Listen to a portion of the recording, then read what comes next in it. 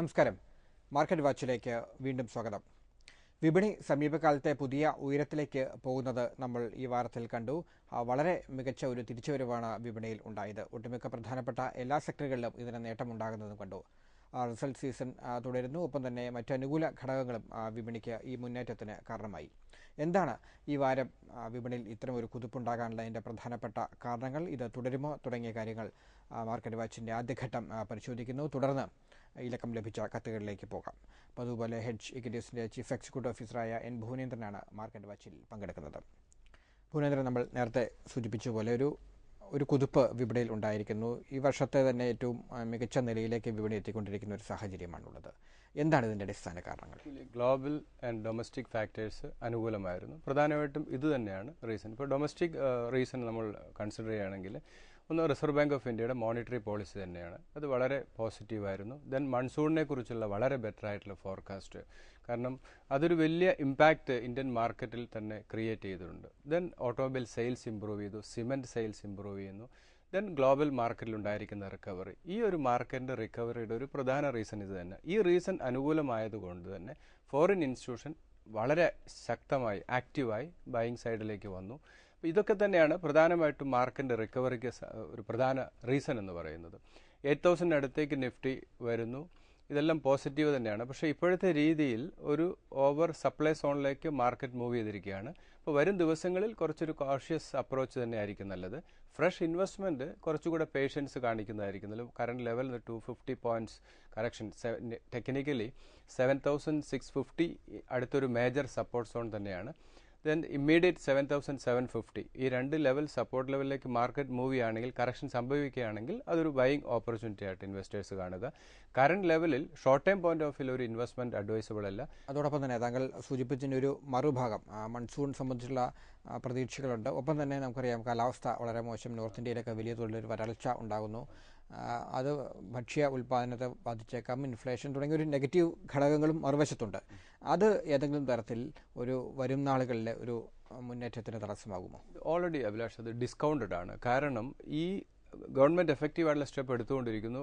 Supreme court അതിനകത്ത് ഇടപെടുന്നു. അപ്പോൾ ഏറ്റവും എഫക്റ്റീവായിട്ടുള്ള മെഷേഴ്സ് ഡ്രൗട്ട് ഓവർകം ചെയ്യാനായിട്ട് എടുത്തിട്ടുണ്ട്. അതുപോലെ തന്നെ വലിയൊരു അലോക്കേഷൻ, ഞാൻ ലാസ്റ്റ് എപ്പിസോഡിൽ പറഞ്ഞതാണ്, ബജറ്റിൽ ഇറിഗേഷന് വലിയൊരു അലോക്കേഷൻ മാറ്റിവെച്ചിരിക്കുന്നു.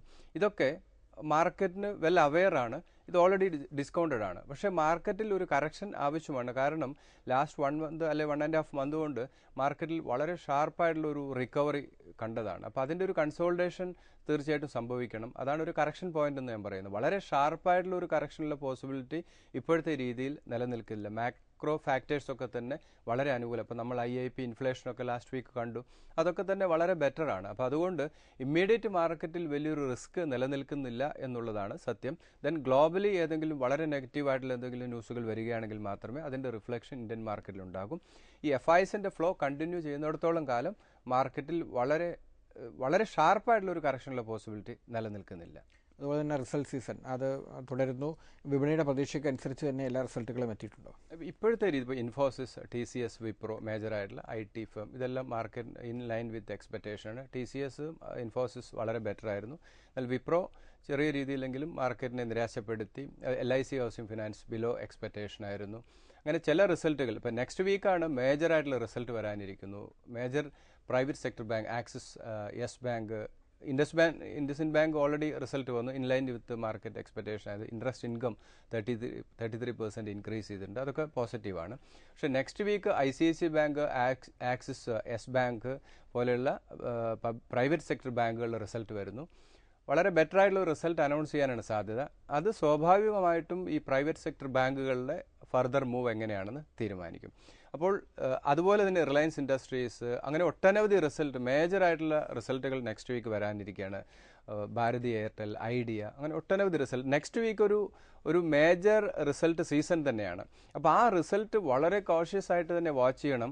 കാരണം ആ മേജർ റിസൾട്ട് ഓവറോൾ മാർക്കറ്റിൻ്റെ ട്രെൻഡ് ഡിസൈഡ് ചെയ്യും. അതുകൊണ്ടാണ് ഞാൻ പറയുന്നത്, ഈ റിസൾട്ടുകളെല്ലാം മാർക്കറ്റ് പ്രതീക്ഷിച്ചതിലും ബെറ്റർ ആണെങ്കിൽ ഈ കറണ്ട് ലെവലിൽ നിന്ന് ഒരു 250 പോയിന്റ്സിൻ്റെ അപ്പർ സൈഡ്, ചിലപ്പോൾ 8,250 to 8,300 വരെ പോകാനുള്ള സ്ട്രെങ്ത് നെക്സ്റ്റ് വീക്കിലെ ഈ റിസൾട്ടുകൾ തീരുമാനിക്കും. അപ്പോൾ റിസൾട്ട് മോശമാവുകയാണെങ്കിൽ സ്വാഭാവികമായിട്ടും ഞാൻ പറഞ്ഞ ഒരു 250 പോയിന്റിൻ്റെ കറക്ഷനും മാർക്കറ്റിൽ സംഭവിക്കുക. അപ്പോൾ നെക്സ്റ്റ് വീക്ക് വീക്കുള്ള റിസൾട്ടുകളെല്ലാം തന്നെ വളരെ ക്ലോസ് ആയിട്ട് വാച്ച് ചെയ്യണം.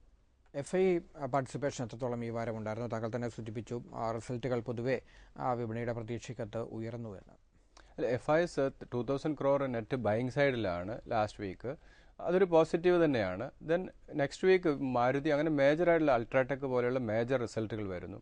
FIs ഇന്ത്യൻ മാർക്കറ്റിൽ ആക്റ്റീവാണ്. അത് തന്നെയാണ് മാർക്കറ്റിന് 8000 അടുത്ത് 7980 അല്ലെങ്കിൽ 8011 അടുത്തേക്ക് ഈ മാർക്കറ്റ് വരാനുള്ള ഒരു പ്രധാന റീസൺ തന്നെ ഈ FIസിൻ്റെ ആക്ടിവിറ്റി തന്നെയാണ്. ഡൊമസ്റ്റിക് ഇൻസ്റ്റിറ്റ്യൂഷൻ ഇപ്പോഴും പ്രോഫിറ്റ് ബുക്കിംഗ് മോഡിലേക്ക് തന്നെ മൂവ് ചെയ്തിരിക്കുകയാണ്. അപ്പോൾ ഈ ഞാൻ പറഞ്ഞ നെക്സ്റ്റ് വീക്ക് ബെറ്റർ ആയിട്ടുള്ള റിസൾട്ടുകൾ, ഈ പറയുന്ന മേജർ റിസൾട്ടുകൾ മാരുതി, റിലയൻസ്, അതുപോലെ മേജറായിട്ടുള്ള പ്രൈവറ്റ് സെക്ടർ ബാങ്കുകളിലൊക്കെ റിസൾട്ട് ബെറ്ററായി വരികയാണെങ്കിൽ വീണ്ടും FIസിൻ്റെ പാർട്ടിസിപ്പേഷൻ കൂടും. അത് വീണ്ടും അടുത്തൊരു റേഞ്ചിലേക്ക് മാർക്കറ്റ് പോകാനുള്ള എനർജി അത് തന്നെയായിരിക്കും. അപ്പോൾ ഇപ്പോൾ ലാസ്റ്റ് ഈ ബജറ്റിന് ശേഷം ഇന്ത്യൻ മാർക്കറ്റിൽ FIs വളരെ ആക്റ്റീവായി തന്നെ ബൈയിങ് സൈഡിൽ നിൽക്കുന്നുണ്ട് എന്നുള്ളതാണ്. അതിൻ്റെ ഒരു പ്രധാന റീസൺ ഈ മാക്രോ ലെവൽ വന്നിരിക്കുന്ന ഫാക്ടേഴ്സൊക്കെ വളരെ ഫേവറബിൾ ആയതുകൊണ്ട് തന്നെയാണ് FIs ശക്തമായിട്ട് തിരിച്ചു വന്നിരിക്കുന്നത്. അതുപോലെ ഗ്ലോബലി ആൻഡ് ഡൊമസ്റ്റിക് ഫാക്ടേഴ്സൊക്കെ തന്നെ വളരെ ഫേവറബിൾ ആണ്. അതിൻ്റെ റിഫ്ലക്ഷനാണ് മാർക്കറ്റിൽ കാണുന്നതും ഈ FIസിൻ്റെ ഫ്ലോ കണ്ടിന്യൂ ചെയ്യുന്നതിൻ്റെ ഒരു റീസൺ അത് തന്നെയാണ്. എന്തായാലും ഇപ്പോഴത്തെ റിസ്ക് എന്ന് പറയുന്നത് റിസൾട്ട് തന്നെയാണ്. ആ റിസൾട്ടിനെ കുറിച്ച് നമ്മൾ വെൽ അവെയർ ആയിരിക്കണം, നന്നായിട്ട് സ്റ്റഡി ചെയ്യണം. അതിനുശേഷം മാത്രമേ ഷോർട്ട് ടൈം പോയിന്റ് ഓഫ് വ്യൂവിൽ ഒരു ഇൻവെസ്റ്റ്മെൻറ്റിന് നമ്മൾ ഇപ്പോഴത്തെ രീതിയിൽ തുനിയാൻ പാടുള്ളൂ. അതല്ലെങ്കിൽ ചിലപ്പോൾ ചെറിയൊരു കറക്ഷൻ മോഡലിലേക്ക് മാർക്കറ്റ് മൂവ് ചെയ്യാം. അത് ഈ റിസൾട്ട് നെക്സ്റ്റ് വീക്കിലെ റിസൾട്ട് തന്നെയാണ് മാർക്കറ്റിൻ്റെ റേഞ്ച്. ഈ കറണ്ട് ലെവലിൽ നിന്ന് മാർക്കറ്റ് 250 പോയിന്റ് കറക്ഷൻ വേണോ അതോ 250 പോയിന്റ് റൈഡ് വേണോ എന്ന് തീരുമാനിക്കുന്നത് നെക്സ്റ്റ് വീക്കിൽ വരുന്ന ഈ മേജർ റിസൾട്ടുകൾ തന്നെയായിരിക്കും. മാർക്കറ്റ് വാച്ചിൽ ഒരു ചെറിയ ഇടവേളയ്ക്ക് ശേഷം ഈ ആഴ്ച ലഭിച്ച കത്തുകളിലേക്ക് പോകാം.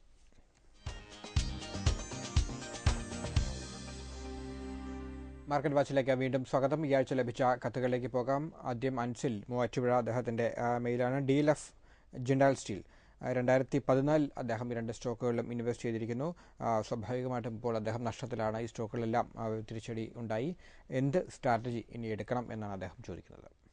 ഈ 2 സ്റ്റോക്കും വളരെ ഷാർപ്പായിട്ടുള്ള സെല്ലിംഗ് സംഭവിച്ച സ്റ്റോക്കാണ്. DLF ഇപ്പോഴത്തെ DLFിൻ്റെ പോസിറ്റീവ് എന്ന് പറയുന്നത്, ഈ സെക്ടറിൻ്റെ പോസിറ്റീവ് എന്ന് പറയുന്നത് ഇപ്പോഴത്തെ RBI എടുത്ത ഇൻട്രസ്റ്റ് റേറ്റ് കുറഞ്ഞു വരുന്നത് ഈ സെക്ടറിനെ സംബന്ധിച്ച് വളരെ പോസിറ്റീവാണ്.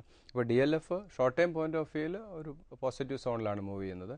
185 2 സപ്പോർട്ട് ലെവലാണ്. 152 ഈ റൈഡ് കണ്ടിന്യൂ ചെയ്യുകയാണെങ്കിൽ 152 ലെവൽ വരെ പോകാനുള്ള സ്ട്രെങ്ത് ഉണ്ട്. ഷോർട്ട് ടൈം പോയിന്റ് ഓഫ് വ്യൂവിൽ കുറച്ച് പോസിറ്റീവായിട്ട് DLF മൂവ് ചെയ്യുന്നു. ഇദ്ദേഹം എടുക്കേണ്ട സ്ട്രാറ്റജി എന്ന് പറയുന്നത് ഈ 2 സ്റ്റോക്കും അത്രത്തോളം പോസിറ്റീവ് അല്ല എന്നുള്ളതാണ്. കുറച്ചുകൂടി ബാങ്കിങ് സെക്ടറിലേക്ക് കുറച്ച് ഫോക്കസ് പോവുക. അതിൽ പ്രത്യേകിച്ചും പ്രൈവറ്റ് സെക്ടർ ബാങ്കുകളായിരിക്കും കുറച്ച് പോസിറ്റീവായിട്ട് മൂവ് ചെയ്യാനുള്ള സാധ്യത. മേജറായിട്ടുള്ള റിസൾട്ട് നെക്സ്റ്റ് വീക്ക് വരുന്നു. അതിനുശേഷം ഒന്ന് ഷിഫ്റ്റ് ചെയ്യുന്നത് നന്നായിരിക്കും. അതിൽ ഫ്രഷ് ആയിട്ടുള്ള ഫണ്ട് ഇൻവെസ്റ്റ് ചെയ്യാൻ സാധിക്കുമെങ്കിൽ ഒന്നുകൂടെ ഇൻവെസ്റ്റ് ചെയ്യുന്ന അടുത്തൊരു കറക്ഷണൽ മാർക്കറ്റിൽ വീണ്ടും എൻട്രി ചെയ്യുന്നത് നന്നായിരിക്കും. ദെൻ ജിൻഡാലാണ്. ജിൻഡാൽ വലിയ ഷാർപ്പ് കറക്ഷൻ നേരിട്ട ഒരു സ്റ്റോക്കാണ് ലാസ്റ്റ് 1 ഇയർ ആയിട്ട്. അതിന് കുറേയധികം ഇഷ്യൂസ് നമുക്കറിയാം. കോൾ ഓപ്ഷൻ അങ്ങനെ കുറേ ഗവൺമെൻറ് റിലേറ്റഡ് ആയിട്ടുള്ള കുറേയധികം ഇഷ്യൂസ് ഹോണ്ട് ചെയ്യുന്ന ഒരു കമ്പനി തന്നെയാണ്. ഇപ്പോഴത്തെ വാല്യുവേഷൻ ഫെയർ തന്നെയാണ്. 60 and 50 2 സപ്പോർട്ട് ലെവലാണ്. 90 ആണ് ഒരു മേജർ റെസിസ്റ്റൻസ്. ഈ 2 സ്റ്റോക്കും അത്രത്തോളം പോസിറ്റീവ് അല്ല. ഷോർട്ട് ടൈം പോയിന്റ് ഓഫ് വ്യൂവിൽ മൊമെൻറ്റം ഈ സ്റ്റോക്കിനെ സംബന്ധിച്ച് പോസിറ്റീവ് തന്നെയാണ്. അടുത്ത കത്തിലേക്ക് പോകുന്നു. ശ്രീ ജിജോ തോമസ്, അദ്ദേഹത്തിന് അറിയേണ്ട സ്റ്റോക്കുകൾ Tata Motors, ICICI bank, Kitex garment, SpiceJet, വെസ്റ്റ്പൻ കോർപ്പറേഷൻ, ഒപ്പം ഹെക്സവേ ടെക്. ICICI ബാങ്കൊക്കെ ഈ ആഴ്ച വലിയ മുന്നേറ്റം, പ്രത്യേകിച്ച് വ്യാഴാഴ്ചയ്ക്ക് ഒരു കുതിപ്പ് നമ്മൾ കണ്ടതാണ്. എങ്ങനെയാണ് പൊതുവെ PSU ബാങ്കിൽ ഒരു തിരിച്ചുവരവ് നടക്കുന്നുണ്ട്, ഒപ്പം പ്രൈവറ്റ് ബാങ്കുകളും, ഈ ഒരു കമ്പാരിസൺ എങ്ങനെ കാണാം? ഇതിൽ എനിക്ക് കുറച്ചുകൂടി പോസിറ്റീവായിട്ട് എനിക്ക് തോന്നുന്നത് പ്രൈവറ്റ് സെക്ടർ ബാങ്കുകളാണ്. പബ്ലിക് സെക്ടർ ബാങ്കുകളുടെ ഒരു ഇൻവെസ്റ്റ്മെൻറ്റ് ഡിസിഷൻ എടുക്കണമെങ്കിൽ ഇനിയും ഒരു 2 ക്വാർട്ടർ ഇവരുടെ റിസൾട്ട് സ്റ്റഡി ചെയ്തതിന് ശേഷം മാത്രം എടുക്കുന്നതായിരിക്കും നല്ലത്. കാരണം വലിയൊരു കറക്ഷൻ ഈ സെക്ടറിൽ നേരിട്ടു. ഇപ്പോഴും NPA ഹോണ്ട് ചെയ്തുകൊണ്ടിരിക്കുന്നുണ്ട്. അതേസമയത്ത് പ്രൈവറ്റ് സെക്ടർ ബാങ്കുകൾ കുറച്ചുകൂടി സ്മാർട്ടായിട്ടുള്ള മൂവ് നടത്തുന്നുണ്ട്. എനിക്ക് തോന്നുന്നു ഇപ്പോഴും ബെറ്റർ സോണിൽ ബെറ്റർ ഇൻവെസ്റ്റ്മെൻറ്റ് എന്ന് പറയുന്നത് പ്രൈവറ്റ് സെക്ടർ ബാങ്കുകൾ തന്നെയായിരിക്കും. എന്തായാലും നെക്സ്റ്റ് വീക്ക് റിസൾട്ട് വരുന്നു. ഇപ്പോൾ ICICI ബാങ്ക് എല്ലാം റിസൾട്ടുകൾ വരുന്നു. ആ റിസൾട്ട് സ്റ്റഡി ചെയ്ത് അതൊരു ഇൻവെസ്റ്റ്മെൻറ്റ് ഡിസിഷൻ എടുക്കുന്നതായിരിക്കും. കുറച്ചുകൂടി ബെറ്റർ സോണിൽ മൂവ് ചെയ്യുന്നത് ഈ പ്രൈവറ്റ് സെക്ടർ ബാങ്കുകൾ തന്നെയാണ്. NPA കൺസേൺ ഇപ്പോഴും പബ്ലിക് സെക്ടർ ബാങ്കുകൾ നിലനിൽക്കുന്നു. എന്തായാലും ഒരു ക്ലീനിങ് പ്രോസസ്സ് നടന്നുകൊണ്ടിരിക്കുന്നു. പഴയതുപോലെ അത്രത്തോളം നെഗറ്റീവായിട്ടുള്ള ഒരു സിറ്റുവേഷൻ ഇപ്പോഴില്ല എന്നുള്ളതാണ്. ഇദ്ദേഹത്തിൻ്റെ സ്റ്റോക്കിൽ ടാറ്റ മോട്ടോഴ്സ് ആണ്. ടാറ്റ മോട്ടോഴ്സ് സെയിൽസ് ഇമ്പ്രൂവ്മെൻ്റ് ഉണ്ട്, അതുപോലെ ഡൊമസ്റ്റിക് സെയിൽസ് ഇമ്പ്രൂവ് ചെയ്യാനുള്ള ചില സ്റ്റെപ്സ് എടുക്കുന്നു, പുതിയ മോഡൽ ഇൻട്രൊഡ്യൂസ് ചെയ്യുന്നു. ഇതൊക്കെ തന്നെ ടാറ്റ മോട്ടോഴ്സിനെ സംബന്ധിച്ച് പോസിറ്റീവാണ്. അപ്പോൾ അതിൻ്റെ റിഫ്ലക്ഷൻ ഈ സ്റ്റോക്കിൽ നമ്മൾ കണ്ടതാണ്. കാരണം വലിയൊരു റിക്കവറി തന്നെ ഈ സ്റ്റോക്കിൽ സംഭവിച്ചു. 270 നിന്നും ഇത്രത്തോളം ഷാർപ്പായിട്ടുള്ള ഒരു ഇമ്പ്രൂവ്മെൻറ്റ് ഈ സ്റ്റോക്കിൽ വന്നു. ഇപ്പോഴത്തെ കറണ്ട് ലെവൽ റിസ്ക് ഉണ്ടോ എന്ന് ചോദിച്ചാൽ ചെറിയ റിസ്ക് നിലനിൽക്കുന്നു. വീണ്ടും ഒരു കറക്ഷൻ, കാരണം ഓവറോൾ റിസൾട്ടിന് ശേഷം ആ റിസൾട്ട് നന്നായി സ്റ്റഡി ചെയ്യുക. റിസൾട്ട് മോശമാവുകയാണെങ്കിൽ കറക്ഷൻ സംഭവിക്കാം. അപ്പോൾ നെക്സ്റ്റ് വീക്കൊക്കെ മാർക്കറ്റിനെ വളരെ ക്ലോസ് ആയി തന്നെ നമ്മൾ വാച്ച് ചെയ്യണം. 360, 320 മേജർ 2 സപ്പോർട്ട് ലെവലാണ്. മാർക്കറ്റിൽ വീണ്ടും കറക്ഷൻ സംഭവിക്കുകയാണെങ്കിൽ ഈ 2 ലെവലിലേക്ക് പോകാം. പക്ഷേ ഈ ടാറ്റ മോട്ടോഴ്സ് എപ്പോഴും മാർക്കറ്റ് വാച്ച് ബൈ റെക്കമെൻഡ് ചെയ്യുന്ന സ്റ്റോക്കാണ്. ഈവൻ 270, 300 ലെവലിലൊക്കെ അത് ശക്തമായിട്ടുള്ള ബൈ റെക്കമെൻഡേഷൻ കൊടുത്തതാണ്. ഇപ്പോഴും 400 മുകളിൽ ട്രേഡ് നടക്കുന്നു. മൊമെൻറ്റം വളരെ പോസിറ്റീവാണ്. എങ്കിലും മാർക്കറ്റിൽ ഓവറോൾ കറക്ഷൻ സംഭവിച്ചാൽ ഈ സ്റ്റോക്കിലും അത് റിഫ്ലക്റ്റ് ചെയ്യും. അത് 360 and 320 ലെവൽ വരികയാണെങ്കിൽ ഫർദർ ഈ സ്റ്റോക്കിൽ വീണ്ടും ഇൻവെസ്റ്റ്മെൻറ്റ് അഡ്വൈസബിൾ ആണ്. 320 എന്ന് പറയുന്നത് മാർക്കറ്റിൽ വീണ്ടും ഗ്ലോബൽ സിറ്റുവേഷൻ മോശമാവുക, FISന്റെ സെല്ലിംഗ് വരികയാണെങ്കിൽ മാത്രമേ ആ ലെവൽ പോകാനുള്ള സാധ്യതയുള്ളൂ. ഇപ്പോഴത്തെ രീതിയിൽ ഇവർ പുതിയ വെഹിക്കിൾസ് ഇൻട്രൊഡ്യൂസ് ചെയ്യുന്നു, അതുപോലെ തന്നെ ഡൊമസ്റ്റിക് സെയിൽസ് ഇമ്പ്രൂവ് ചെയ്യുന്നു. ഇതൊക്കെ തന്നെ ഡൊമസ്റ്റിക് മാർക്കറ്റിൽ നിന്നാണ് ഇവർക്ക് മേജറായിട്ട് ലോസ് സംഭവിച്ചുകൊണ്ടിരിക്കുന്നത്. അപ്പോൾ ഇവിടെ ഒരു ഇമ്പ്രൂവ്മെൻറ്റ് വരികയാണെങ്കിൽ ഈ സ്റ്റോക്ക് വീണ്ടും നന്നായി ഇമ്പ്രൂവ് ചെയ്യാനുള്ള സാധ്യത വളരെ കൂടുതലാണ്. 460 ആണ് ഒരു ഇമ്മീഡിയറ്റ് ഈ സ്റ്റോക്കിൽ വരാവുന്ന ഒരു റെസിസ്റ്റൻസ്. ദെൻ ICICI ബാങ്ക് ആണ്. ഇപ്പോഴത്തെ ഈ പോളിസി ഈസിങ് RBI എടുക്കുന്ന സ്റ്റെപ്സൊക്കെ തന്നെ ICICI ബാങ്ക് എല്ലാ ബാങ്കുകളെ സംബന്ധിച്ച് പോസിറ്റീവാണ്. ഇപ്പോഴത്തെ രീതിയിൽ ഈ പ്രൈവറ്റ് സെക്ടർ ബാങ്കുകളൊക്കെ തന്നെ മൊമെൻറ്റം പോസിറ്റീവ് തന്നെയാണ്. 220 and 190 2 സപ്പോർട്ട് ലെവലാണ്. 280 ആണ് സ്റ്റോക്കിൽ ഇമ്മീഡിയറ്റ് വരാവുന്ന റെസിസ്റ്റൻസ്. 280 എന്ന് പറയുമ്പോൾ നെക്സ്റ്റ് വീക്ക് ICICI ബാങ്കിൻ്റെ റിസൾട്ട് വരുന്നു. റിസൾട്ട് ബെറ്റർ ആണെങ്കിൽ ചിലപ്പോൾ 280 ലെവൽ വരെ പോകാനുള്ള സാധ്യത നിലനിൽക്കുന്നുണ്ട്. ബെറ്റർ റിസൾട്ട് ആണെങ്കിൽ മാത്രം ആ മൊമെൻറ്റം കണ്ടിന്യൂ ചെയ്യുകയാണെങ്കിൽ 280 വരെ മൂവ് ചെയ്യാം stock short time point of വ്യൂവിൽ. ദെൻ കിറ്റെക്സ് ആണ്. ഓൾറെഡി റിസൾട്ട് അനൗൺസ് ചെയ്തതാണ്. ബെറ്റർ ആയിട്ടുള്ള റിസൾട്ടായിരുന്നു. 400 and 340 2 സപ്പോർട്ട് ലെവലാണ്. 340 വീണ്ടും മാർക്കറ്റിൽ കറക്ഷൻ സംഭവിക്കുകയാണെങ്കിൽ മാത്രമേ വരാൻ സാധ്യതയുള്ളൂ. 520 ആണ് സ്റ്റോക്കിൽ immediate resistance. Then spice jet ആണ്. ആ സെക്ടർ പൊതുവേ കുറച്ച് പോസിറ്റീവാണ്. 60 and 54 2 സപ്പോർട്ട് ലെവലാണ്. 90 ആണ് സ്റ്റോക്കിൽ immediate resistance. Then Welspun corporation ആണ്. ആവറേജ് ഫണ്ടമെൻ്റൽസ് സപ്പോർട്ട് ചെയ്യുന്നു. 90 and 75 2 സപ്പോർട്ട് ലെവൽ. ഒരു ഫർദർ ഇൻവെസ്റ്റ്മെൻറ്റ് അത്രത്തോളം അഡ്വൈസബിൾ അല്ല. 140 ആണ് സ്റ്റോക്കിൽ ഇമ്മീഡിയറ്റ് റെസിസ്റ്റൻസ്. ഈ 90 ലെവലിലേക്ക് വരികയാണെങ്കിൽ മാത്രം ഇൻവെസ്റ്റ്മെൻറ്റ് പരിഗണിക്കുക. ലോങ് ടൈം ടാർഗറ്റ് 140 ആണ്. Then Hexaware tech fundamentally sound ആണ്. ഇൻവെസ്റ്റ്മെൻറ്റിന് പരിഗണിക്കാം. 230 and 200 2 സപ്പോർട്ട് ലെവൽ. 320 ആണ് സ്റ്റോക്കിൽ ഒരു ഷോർട്ട് ടൈം ടാർഗറ്റ്. ബാങ്ക് സെക്ടറിനെ കുറിച്ച് താങ്കൾ സംസാരിച്ചു. NBFC എങ്ങനെ പെർഫോം ചെയ്യുന്നു? പ്രത്യേകിച്ചും കേരള ബേസ്ഡ് കമ്പനികൾ തന്നെ ധാരാളമുണ്ട്. NBFC ഇപ്പോഴത്തെ രീതിയിൽ വളരെ പോസിറ്റീവാണ്. NBFC അതിൽ മണപ്പുറം ഫൈനാൻസ് ലാസ്റ്റ് 2 വീക്സ് മുമ്പ് നമ്മൾ റെക്കമെൻഡ് ചെയ്തതാണ്. 33 ഇപ്പോൾ തന്നെ 40 അടുത്തേക്ക് വന്നത്. അതൊരു മൊമെൻറ്റം സ്റ്റോക്ക് തന്നെയാണ്. ദെൻ മുത്തൂറ്റ് കുറച്ച് മൊമെൻറ്റം ഇപ്പം റീസെൻ്റായിട്ട് ഈ സ്റ്റോക്കിലൊക്കെ തന്നെ ഒരു മൊമെൻറ്റം നമ്മൾ കണ്ടു. ഈ NBFC ഒക്കെ തന്നെ വളരെ പോസിറ്റീവാണ് ഇപ്പോഴത്തെ. ബാങ്കിങ് പോലെ തന്നെ ഈ ബാങ്കിങ് സെക്ടറിൻ്റെ ഗ്രോത്ത് പോലെ തന്നെ NBFCയുടെ ഗ്രോത്തും ഇപ്പോഴും നിലനിൽക്കുന്നുണ്ട്. അപ്പം കുറച്ച് നാളുകളായി NBFC പെർഫോം ചെയ്യാതിരിക്കുകയായിരുന്നു. പല NBFCകൾ ഇപ്പോൾ നന്നായിട്ട് പെർഫോം ചെയ്യാൻ തുടങ്ങിയിട്ടുണ്ട്. എനിക്ക് തോന്നുന്നത് കുറച്ചുകൂടെ ബെറ്റർ ഫ്യൂച്ചർ NBFCകളെ സംബന്ധിച്ചിടത്തോളം ഉണ്ട്. അതിൽ പ്രത്യേകിച്ചും നമ്മൾ മുത്തൂറ്റ്, മണപ്പുറം ഒക്കെ തന്നെ ഒരു പോസിറ്റീവ്. അതിൽ പ്രത്യേകിച്ചും മണപ്പുറം കുറച്ചുകൂടെ ബെറ്റർ സോണിലേക്ക് മൂവ് ചെയ്യാനുള്ള പോസിബിലിറ്റി വളരെ കൂടുതൽ തന്നെയാണ്. മാർക്കറ്റ് വാച്ചിൽ അടുത്ത കത്തിലേക്ക് പോകുന്നു. അതിനുമുമ്പ് ഒരു ചെറിയ ഇടവേള.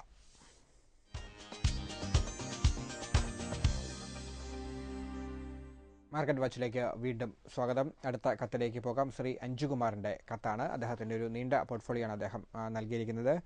ബാങ്ക് സെക്ടറിൽ നിന്നും സ്റ്റേറ്റ് ബാങ്ക് ഓഫ് ഇന്ത്യയും ICICI ബാങ്കും അദ്ദേഹത്തിൻ്റെ കൈവശമുണ്ട്. ഇൻഫോസിസ്, ടെക് മഹീന്ദ്ര തുടങ്ങിയ സ്റ്റോക്കുകൾ, BL, ജഗടയർ, Cadila, ITC, Jet Airways, IndiGo, Snowman തുടങ്ങിയ സ്റ്റോക്കുകളും അദ്ദേഹത്തിൻ്റെ പക്കലുണ്ട്. ഈ സ്റ്റോക്കുകളിൽ ഏത് തരത്തിലുള്ള ഒരു സ്ട്രാറ്റജി സ്വീകരിക്കണം എന്നാണ് അദ്ദേഹം ഇപ്പോൾ ചോദിക്കുന്നത്. വളരെ നീണ്ട പോർട്ട്ഫോളിയോ ആണെങ്കിലും വളരെ ബെറ്റർ ആയിട്ടുള്ള സ്റ്റോക്കുകളാണ്. നല്ല ഒരു പോർട്ട്ഫോളിയോ തന്നെയാണ്. ഇത് state bank of India 170 and 140.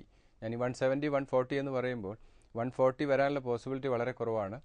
Result സീസണാണ്. അതുകൊണ്ട് പോസിബിലിറ്റി കുറവാണെങ്കിലും NPA കൺസേൺ വീണ്ടും വരിക, NPA കൂടുകയോ റിസൾട്ട് മോശമാവുകയോ ചെയ്യുകയാണെങ്കിൽ വീണ്ടും ഈ ഒരു ലെവലിലേക്ക് വരാം. 170 ഇമ്മീഡിയറ്റ് ഒരു മേജർ സപ്പോർട്ട് സോണായിട്ട് ഹോൾഡ് ചെയ്യുന്നുണ്ട്. 240 ആണ് വളരെ ബെറ്റർ റിസൾട്ട് വരിക. ഓവറോൾ മാർക്കറ്റ് ഒരു പോസിറ്റീവ് സോണിലേക്ക് മൂവ് ചെയ്യുകയാണെങ്കിൽ 240 ലെവൽ വരെ ഇപ്പോഴത്തെ രീതിയിൽ state bank of India move ചെയ്യാനുള്ള സാധ്യത കൂടുതലാണ്. പക്ഷേ റിസൾട്ട് വളരെ ക്ലോസ് ആയിട്ട് വാച്ച് ചെയ്യണം. ദെൻ ഇൻഫോസിസ് ആണ്, ഓൾറെഡി റിസൾട്ട് വന്നു. 1100 ആണ് ഇമ്മീഡിയറ്റ് വരാവുന്ന ഒരു സപ്പോർട്ട്. അതും മാർക്കറ്റിൽ കറക്ഷൻ സംഭവിക്കുകയാണെങ്കിൽ മാത്രമേ ആ ലെവൽ വരാനുള്ള ഒരു സാധ്യതയുള്ളൂ. ദെൻ ഒരു മേജർ കറക്ഷൻ സംഭവിക്കുകയാണെങ്കിൽ 1000 ലെവൽ ചിലപ്പോൾ ബ്രേക്ക് ചെയ്യാം. പക്ഷേ ഇപ്പോഴത്തെ സാഹചര്യത്തിൽ അതിനുള്ള പോസിബിലിറ്റി നിലനിൽക്കുന്നില്ല. 1400 ആണ് ഇമ്മീഡിയറ്റ് വരാവുന്നൊരു target. Then tech Mahindra overall പോസിറ്റീവാണ് സ്റ്റോക്ക്. 440 ആൻഡ് 360 രണ്ട് സപ്പോർട്ട് ലെവലാണ്. 560 ആണ് സ്റ്റോക്കിൽ ഇമ്മീഡിയറ്റ് റെസിസ്റ്റൻസ്. ദെൻ BEL ആണ്, ഇപ്പോഴത്തെ വാല്യുവേഷൻ വളരെ ഫെയർ ആണ്. 1100 തന്നെയാണ് ഇമ്മീഡിയറ്റ് സപ്പോർട്ട്. ദെൻ 950 രണ്ട് സ്റ്റേജ് ആയി സ്റ്റോക്കിൽ long time point of view investment advisable ആണ്. 1450 ആണ് long time target. Then JK tyre ആണ്, ഇപ്പോഴത്തെ വാല്യൂഷൻ കുറച്ചൊരു ഹയർ ലെവലാണ്. ചെറിയൊരു പ്രോഫിറ്റ് ബുക്കിംഗ് സംഭവിക്കുകയാണെങ്കിൽ ഈ സ്റ്റോക്കിൽ വീണ്ടും റീ എൻട്രി ചെയ്യുന്നത് നന്നായിരിക്കും. 71 ആൻഡ് 60 രണ്ട് സപ്പോർട്ട് ലെവൽ. 71 ഒരു ഇമ്മീഡിയറ്റ് സപ്പോർട്ട് സോൺ തന്നെയാണ്, അതൊരു ഇൻവെസ്റ്റ്മെന്റ് സോണായിട്ട് പരിഗണിക്കാം. 115 ആണ് സ്റ്റോക്കിൽ ഇമ്മീഡിയറ്റ് ടാർഗറ്റ്. ദെൻ കാഡില വളരെ നല്ല ഫണ്ടമെന്റൽ സപ്പോർട്ട് ചെയ്യുന്നു, വാല്യൂഷൻ ഫെയർ ആണ്. 300 ആൻഡ് 260 രണ്ട് സപ്പോർട്ട് ലെവലാണ്. 380 ആണ് immediate resistance. Then ITC long term വ്യൂവൽ ഇൻവെസ്റ്റ്മെന്റിന് പരിഗണിക്കാം. 310 to 80 ഇത് കുറേ നാളുകളായി നിൽക്കുന്ന ഒരു സപ്പോർട്ട് സോൺ തന്നെയാണ്. 370 ആണ് സ്റ്റോക്കിലെ immediate resistance. Then Jet Airways പോസിറ്റീവാണ് സെക്ടർ. ഓവറോൾ ജെറ്റ് എയർവേസും പോസിറ്റീവ് സോണിലാണ് മൂവ് ചെയ്യുന്നത്. 560 ആൻഡ് 500 രണ്ട് സപ്പോർട്ട് ലെവലാണ്. 740 ആണ് സ്റ്റോക്കിൽ ഇമ്മീഡിയറ്റ് വരാവുന്ന റെസിസ്റ്റൻസ്. ദെൻ ഇൻഡിഗോ പോസിറ്റീവാണ്. മാർക്കറ്റ് വാച്ച് റെക്കമെൻഡ് ചെയ്ത 750 ലെവലിൽ ഇപ്പോൾ 1000 ലെവലിലേക്ക് സ്റ്റോക്ക് മൂവ് ചെയ്തു. അഗൈൻ 950 800 രണ്ട് സപ്പോർട്ട് ലെവലാണ്. 1200 ആണ് immediate target. Then Snowman next week result വരുന്നു. 55 ആൻഡ് 45 രണ്ട് സപ്പോർട്ട് ലെവലാണ്. 80 ആണ് സ്റ്റോക്കിൻ്റെ ഒരു ടാർഗറ്റ്. ഈ സ്റ്റോക്കുകളെല്ലാം തന്നെ ഫണ്ടമെൻ്റലി വളരെ സൗണ്ടാണ്. കുറച്ച് റിസൾട്ടുകൾ വന്നു, ഇൻഫോസിസ് പോലെയുള്ള കുറച്ച് സ്റ്റോക്കുകളുടെ റിസൾട്ടുകൾ വന്നു. ബാക്കി റിസൾട്ടുകൾ നന്നായി സ്റ്റഡി ചെയ്യുക. വീണ്ടും ഇത് നല്ലൊരു പോർട്ട്ഫോളിയോ ആണ്. വീണ്ടും ഈ സ്റ്റോക്കിൽ കറക്ഷൻ സംഭവിക്കുകയാണെങ്കിൽ ഈ സ്റ്റോക്ക് ആവറേജ് ചെയ്യുന്നത് നന്നായിരിക്കും. അടുത്ത ആഴ്ച റിസൾട്ട്സിൻ്റെ പ്രധാനപ്പെട്ട ആഴ്ചയാണെന്ന് താങ്കൾ നേരത്തെ പറയുകയുണ്ടായി. ടെക്നിക്കലി മാർക്കറ്റ് എങ്ങനെ കാണാം? ടെക്നിക്കലി 8250 മേജർ ആയിട്ടുള്ള ഒരു റെസിസ്റ്റൻസ്. 8000 മുകളിൽ സ്റ്റെബിലൈസ് ചെയ്യണം. ദെൻ ഇത് ഡിസൈഡ് ചെയ്യുന്നത് നെക്സ്റ്റ് വീക്ക് വരുന്ന റിസൾട്ടാണ്. മേജർ ആയിട്ടുള്ള റിസൾട്ടുകളാണ് വരുന്നത്. അത് ഓവറോൾ മാർക്കറ്റിൻ്റെ മൂവ് തന്നെ തീരുമാനിക്കും. ദെൻ 7750 എന്ന് പറയുന്ന immediate support level. Then 7000 finally next week പോവുകയാണെങ്കിൽ മാർക്കറ്റിൽ കറക്ഷൻ സംഭവിക്കുകയാണെങ്കിൽ 7650 എന്ന് പറയുന്ന മേജർ ആയിട്ടുള്ള ഒരു സപ്പോർട്ട് ലെവലാണ്. നെക്സ്റ്റ് വീക്ക് ആ ലെവലിലേക്ക് പോകാനുള്ള സാധ്യത കുറവാണ്. മാർക്കറ്റ് വാച്ചിൻ്റെ ഇലക്കം അവസാനിക്കുന്നു. വിപണി സംബന്ധിച്ച നിങ്ങളുടെ സംശയങ്ങൾ തുടർന്നും എഴുതി അറിയിക്കുക. investment@asiannews.in എന്ന ഇമെയിൽ വിലാസത്തിലാണ് നിങ്ങൾ മെയിലുകൾ അയക്കേണ്ടത്. ഹെഡ്ജ് ഗ്രീസിൻ്റെ ചീഫ് എക്സിക്യൂട്ടീവ് ഓഫീസറായ എൻ ഭുവനേന്ദ്രനാണ് മാർക്കറ്റ് വാച്ചിലൂടെ നിങ്ങളുടെ സംശയങ്ങൾക്ക് മറുപടി നൽകുന്നത്. മാർക്കറ്റ് വാച്ച് ഇനി അടുത്തയാഴ്ച ഇതേ ദിവസം ഇതേ സമയം. നമസ്കാരം.